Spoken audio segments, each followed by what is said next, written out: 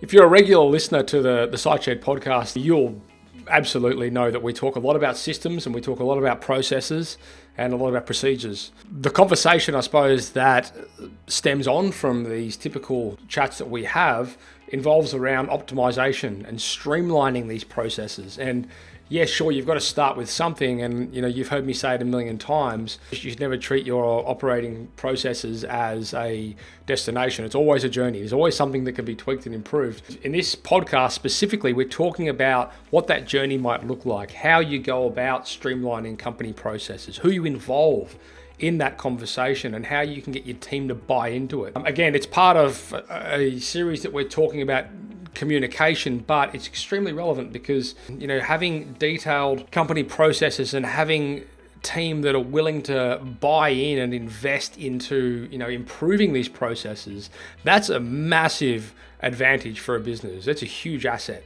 So anyway, I hope you enjoy this podcast. I know I certainly learned a lot here, and I'm sure you will as well. And please head across to the Facebook community where you can join the conversation if you're not already. We'd love to have you in there. There's some amazing topics that come out of that. And to be honest, most of the topics now that we speak about on the podcast have come from questions that have been raised within the community. So we'd love to have you in there. That's all from me. Enjoy the show. Ciao. Today's podcast has been proudly brought to you by Tradie Web Guys. Tradie Web Guys work with tradespeople only on their websites and marketing solutions to help them stand out from their competition. Everything from web design through to SEO, search engine marketing, content creation, you name it, guys. It is a customized solution for trade-based organizations, and it's fantastic. Head across to tradiewebguys.com.au/apply, fill in the form, and let's have a conversation. Giving tradies and contractors around the globe the tools to run a modern business. You're listening to Toolbox Talks from the SiteShed. Now here's your host, Matt Jones. Hello, listeners and viewers. Welcome back to the SiteShed podcast. You're joining us today for part 3 of the Creating the Ultimate Communication Framework in Your Trade Business series that I'm conducting with Aaron Salow from xoi.io. Aaron, welcome back. Hey, thanks, Matt. Aaron, this has been a blast. In the first episode, we were speaking about the impact of technology in modern business, during which we covered off on a number of different relevant areas, a lot of it being mindset. In the second episode, we spoke a lot about, we're talking about the technology 3 lines of defense, which was workflows, knowledge base, and live calls. And that was an awesome conversation because I think it really holistically wrapped up the ecosystem in which processes need to be created and which projects need to be delivered. So guys, I really encourage you to go check those ones out. They were really, really awesome podcasts. And I'm sure a lot of you guys are going to relate to those. In this episode, we're talking about streamlining company process. We've talked a lot about about processes and operating systems and procedures and policies and all that stuff in the podcast over the years. However, I'm pretty excited about the prospect of learning how you guys set this up, because I know we spoke about in the last episode how important it is to get team buying into creating processes and how important it is to make sure that the way that we're creating processes is, first of all, the most efficient framework, but second of all, it's something that gets followed. And I know this is essentially what you do, right? So you build our entire business around this. So I'm hoping that you know a lot more about it than I do. Yeah, no, I get a fortunate ability to learn a little bit more every single day. That's for sure. I think kind of building on the last 2 episodes, we talked about kind of the idea of impact, any technology, looking at the impact on the stakeholders, I think is key. And so, as you shift, kind of looking at that again, restating what we talked about, kind of the technician, the customer, the various stakeholders with the customer, and then the office. Those are kind of the people that you need to impact within any process. So you kind of shift that mindset internally and say, okay, our business is predicated on what's happening in the field. That's what we're selling. We're selling an hourly service. We're selling an install. What is happening in that time frame? That's really, really important. And who's finding out about that information, when, and what's that information, what form is it coming in? A lot of times, people are using phones, text message, email, various different things that we all come to be germane to us as, in a modern world. And say, okay, well, when you look at those processes, how effective are they? how much can humans predisposition on what they're willing to do come into play? We always tease, you've seen all the technician notes to say DUN done. And you're like, dude, thank you for that. It really helps me figure out the customer is going to love this $12,000 invoice with that on it. Just being able to contextualize that. So I think there's a ton of different processes that exist. And again, one of my co-founders says, we look at enhancing current processes and making new ones where it makes sense. I think you can look at a bunch of different examples. In the last episode, we talked about installation quality. I think the COVID-19 stuff, as much as, we may have debate on how serious this is, I think it's going to be a new normal to some extent. I think that we all have to acknowledge that regardless of whether it's a thing that we deal with for the next, a year or whatever, how are we balancing the process of showing people that we're practicing social distancing and using the right safety protocols and that kind of thing? I think that's a meaningful conversation. How do we asset capturing? Yeah. Right? How do we capture assets? People are becoming more and more asset centric in the information they want. Customers, the office, that's how they make decisions. So the list goes on, but those are a few different processes that we see a lot in: quotation accuracy, invoice accuracy, warranty claims. There's a lot of different processes that take place that require a lot of what we call two salary conversations. And so I think when you look at, your business, a good way to look at processes is to say, where am I having two salary conversations that are unnecessary? I'm paying two people as a business owner to be on a call that they don't need to be on, right? And so whether that's two technicians, whether it's a technician, an office person, there are opportunities to create a better process through visualization of information, through, overall technology investment that allow you to reduce those. And I think we think about that a lot at XOI and what two salary conversations are happening and how we mitigate those. Like in the previous episode, you were talking about create, capture, collaborate, like framework. And I suppose when we're talking about streamlining company processes, like where does it start? Does it start back at with a workflow? Do we say, okay, well, here's a workflow, and then from there we can create knowledge base, and then there if we can initiate, communications. Is that kind of how it works? Yeah. I think, driving continuous use cases like we talked will drive more episodic ones that you want to execute. So it comes back to those processes. Workflow is exactly that. Think about that as a modern checklist. So, it's a good way to think about it. So with that in mind, how do we go about, what's the best way to go about this from a company point of view? Okay, let's just say now everyone that's been watching this series so far is sold on the idea that they need better processes and procedures in their organization.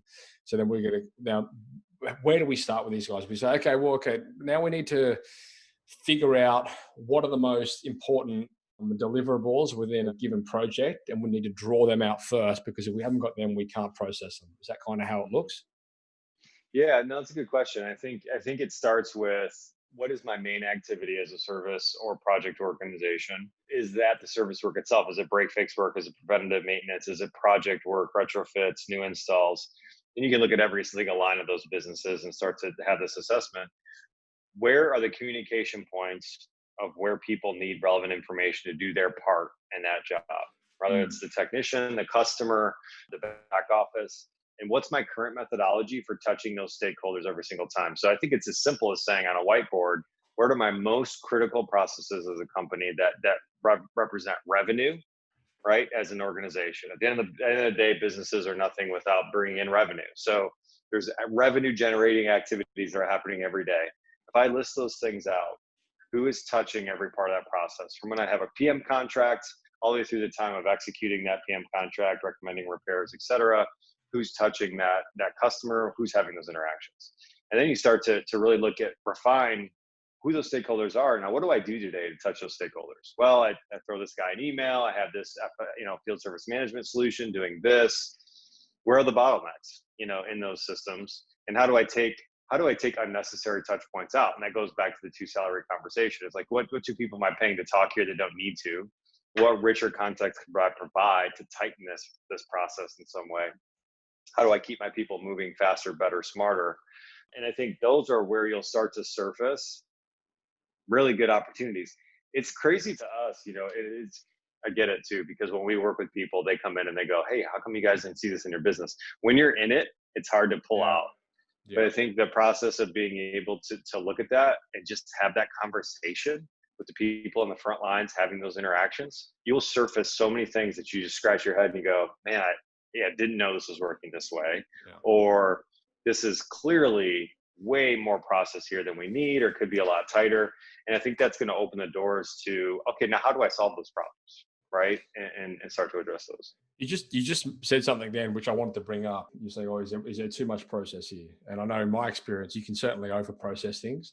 Mm-hmm. And I know my buddy Dave, who runs a company called System Hub, and they basically help companies build out systems and operating procedures in their businesses. But he came up with this framework, which is called critical client flow. And essentially it's about workflowing like the delivery of a process, and then finding the specific areas of that workflow which need to have process. Typically speak, and we do the same thing. It's typically those areas, like you could have a 100-point checklist of things. Like, I mean, I know it's completely irrelevant to the trades, but when we're building websites, we've got these huge project management checklists which we have to go through. Not all of them need detailed process, just a handful of that need detailed process. The rest of it essentially is just there for accountability and just giving guys things. Oh, have I done this? Yes, tick it off. So, what's your take on that whole over processing? And I'm typically one of those people that will over process something, and I'll make it harder than it needs to. Well, I won't make it harder than it needs to be, but I'll just go into too much detail on something.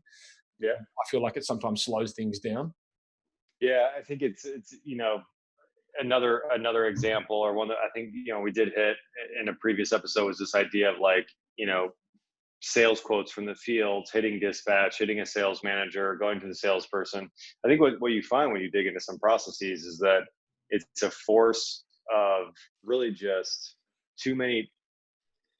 It's tough. It depends on the personality and kind of the culture of their organization, but sometimes it's a particular person or it's a group that has some sort of stranglehold on a process for a reason that doesn't make a lot of sense. And so what happens there is you're adding additional people to a process that maybe don't necessarily need to be there, or because you're providing them poor information, they feel like they have to be part of a process. Would that tie into people that are trying to protect their jobs, or well, the expert in this, I've been doing this for a long time and I don't want to show anyone else how to do it? Yeah, I think there's a general human condition there, right? That somehow if I give something up, there's going to be a lack of value happening there. But I think, that's what I kind of mentioned, a cultural piece. I think some of the best advice I ever got was, as a young manager was, you need to work yourself out of a job. If you have your team consistently building, and even starting this business, good advisors give you the same advice. It's like, if you're in a position as a leader where you can go, I'm irrelevant to this business for a couple, 3 weeks, it can run without me. Amazing. That's a good thing. Totally. Yeah, that's a good thing. It means you put good people in place who know how to do what they need to do to get the job done. And that allows you, if you're thinking to yourself, I'm an employee at an organization who's a VP or a service manager or whatever, like, why would I do that?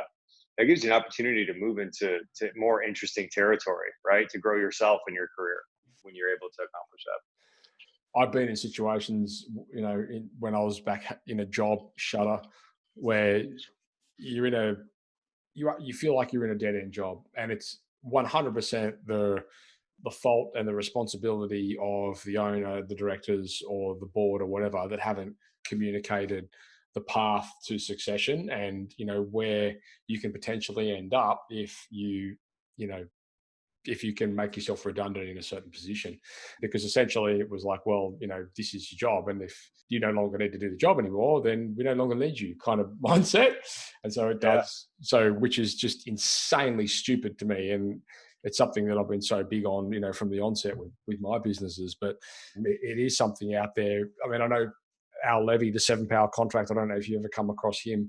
He's been on the show a number of times, and he's got this amazing.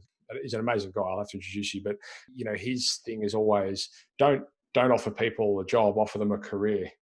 And the difference being is, well, if you come to work for me, you're going to start here, but this is where you could potentially end up. And he works everything off the org chart. He shows you where you can, where you can end up, and it's a visual thing.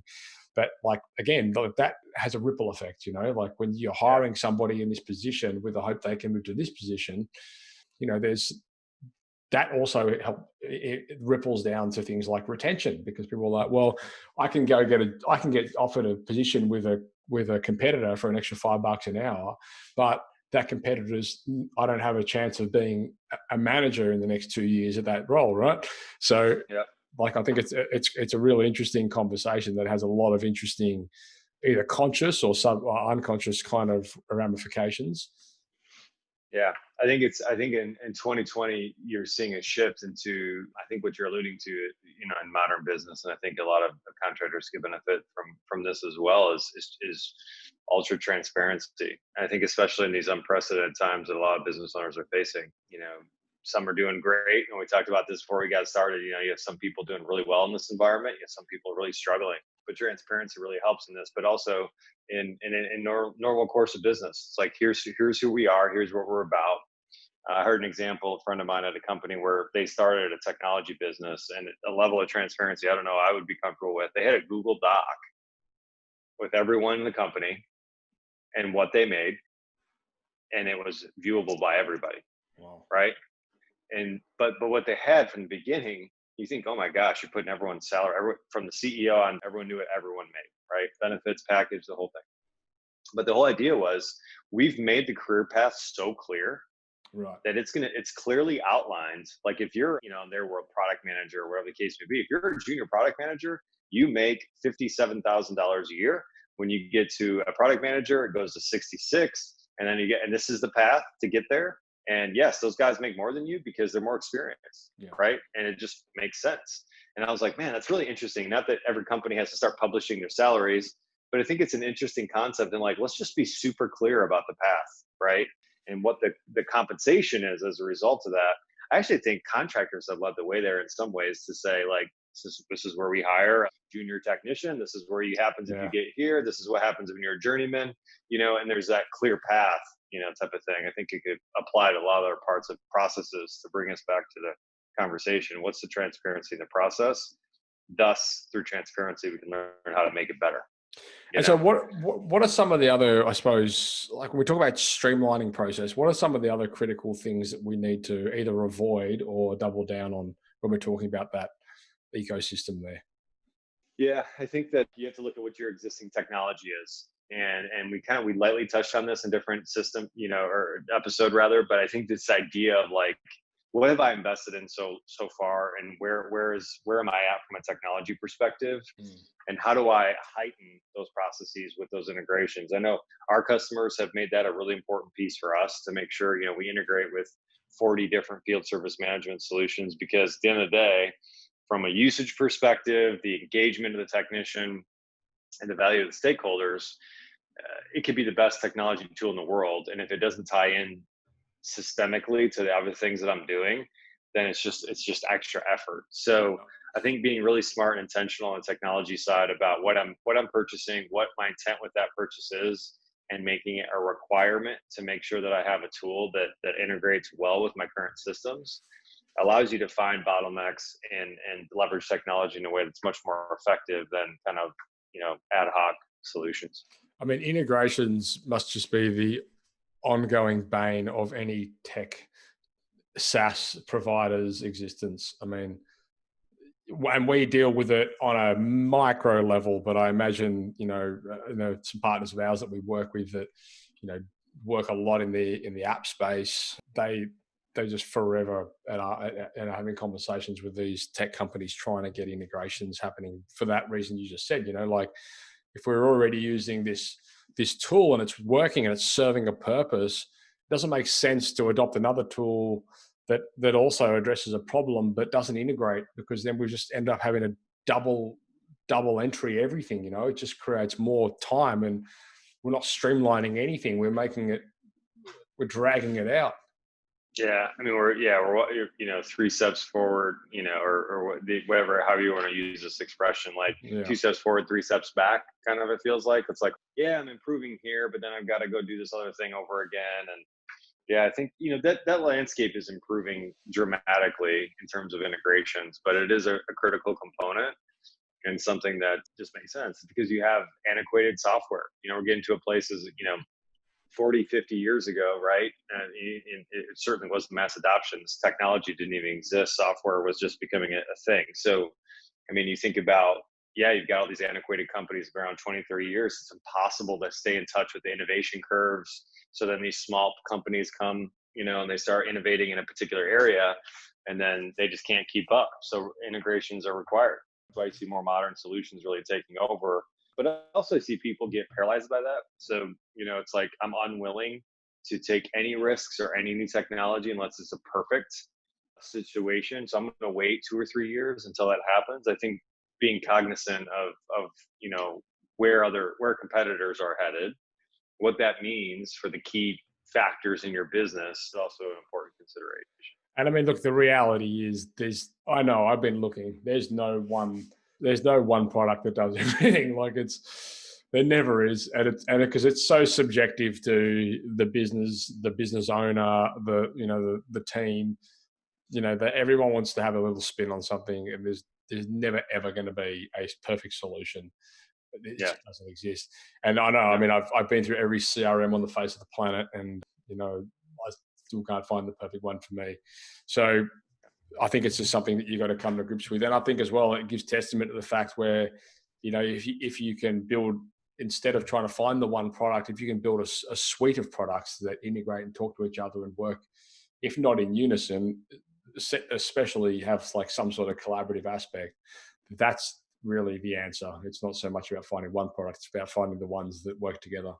I think another interesting point to this is as companies are looking at internal processes is sometimes a squeaky wheel, gets the grease. They say, meaning there's a process that you get hit with that hits you in the face as a negative experience because you're like, again, we did this project and this thing that wasn't prepared, and I gotta, and it feels more painful than it really is. And I think people will start to overinvest in technology and solutions because they have this problem that's super painful once a quarter, versus looking at the things that are mundane and happening every day or feel mundane that could be improved, dramatically by just making a few adjustments, maybe not even technology wise. But we found that a lot.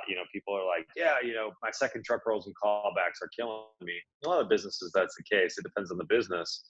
But as we dug in more, it was happening a couple times a month, but there was all these other pieces that were inefficient, that weren't working well. It's just the pain of that experience made it feel like it was the biggest problem. And so again, coming back to kind of advice in the beginning, I think is whiteboarding with stakeholder touch points. Who's doing this thing? Who are they touching? And then how do I incrementally use better process and or technologies to address those interactions?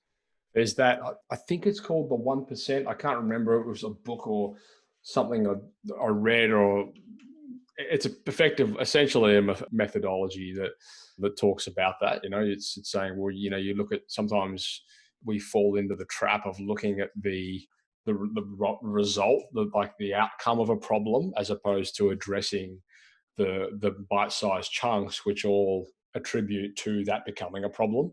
And if you can address those little things, like you just said before, along the way, then effectively that problem never comes into fruition. That's right. Yep. Yeah.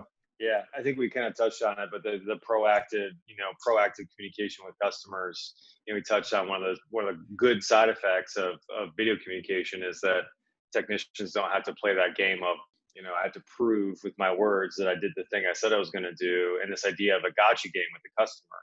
Well, if you just go ahead and provide that customer every single visit you have as a company with a link that shows them exactly what happened on their job site, they don't even call in the first place.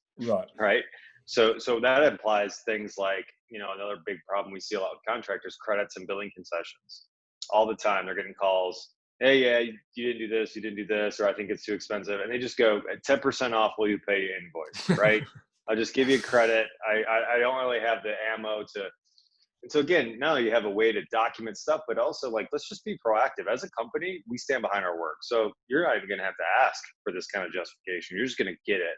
And I think that's a great point you bring up. What are the proactive ways you avoid those bites by just getting in front of it and removing all doubt? But I think that ties back into what we're saying about workflow, like understanding those steps, which could potentially have, or steps that have processes that can be refined. Then that's one way of, bit by bit, delivering a better product or delivering a better service or whatever it is.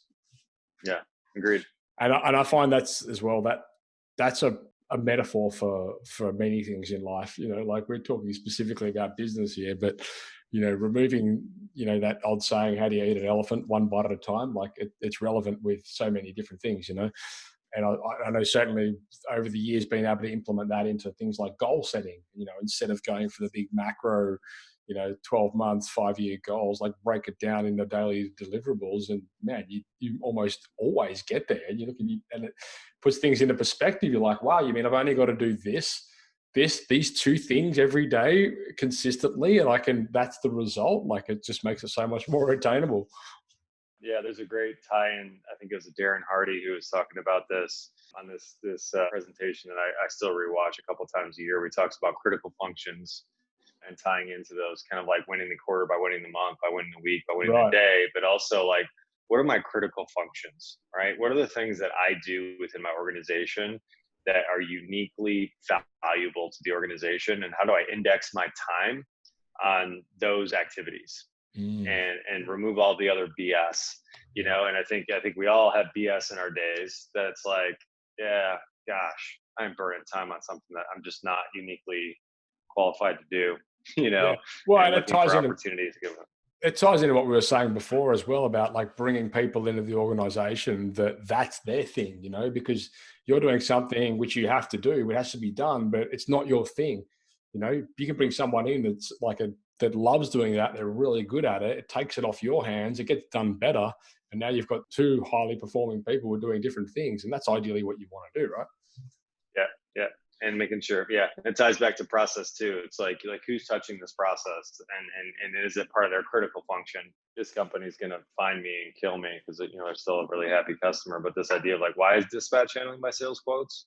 Why do I need it? You know what I mean? Those type of things. Like back to that example, why am I depending on a piece of paper to validate a $25,000 install? Right? Human nature. Right? It's not that they're bad people.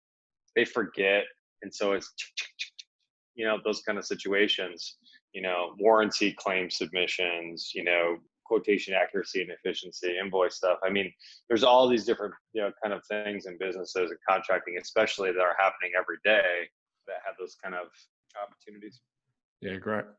Well, I think we can pretty much wrap this up. My takeaways certainly have been workflow, like just proactively workflow things with operations, procedures, deliverables, or whatever you're doing within your job, within your organization, so that you've got at least a benchmark to improve from. Knowledge base it so that you can essentially be coaching people and training people as you go. And the communication side of things, I think was, again, nothing that we haven't mentioned before on the show, but communication in my experience certainly does solve a lot of problems. And even from the point of managing expectations in the initial stages right through to how you onboard clients or offboard clients or whatever, like all of this, it's all communication. And if you can get good at it, you'll change your life and certainly transform your business. But man, you've been very generous with your time. Thank you very much for coming on the show. And for the listeners out there that want to get hold of you, the website is, of course, xoi.io.